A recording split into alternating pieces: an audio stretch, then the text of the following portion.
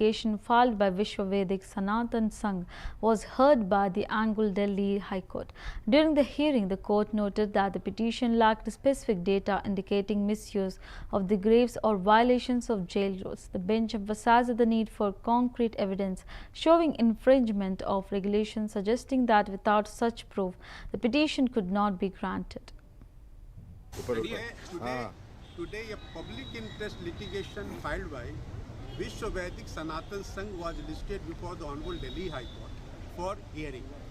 During the course of hearing, the Honorable High Court observed that the petition lacks data regarding that how the grave is being misused, and the violation of rules and regulations is also absent, because the Honorable Delhi High Court wanted to know whether there is an infringement of any rules and regulations, and by violating that rules and regulations, the grave has been constructed.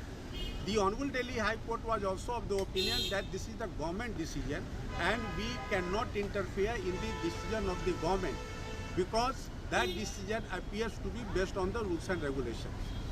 The third contention was that this petition lacks data regarding how the grave is being misused, and the Honorable High Court observed that if the sufficient material is produced, then the Honorable High Court can consider those aspects.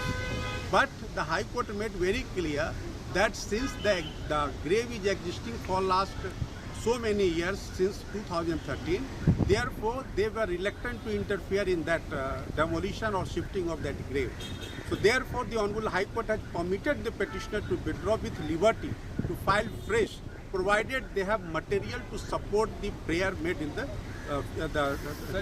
yes, of course. We said that the people of that community are visiting the jails by committing crimes, and they are paying homage to that. So this is causing nuisance in the jail premises, and therefore we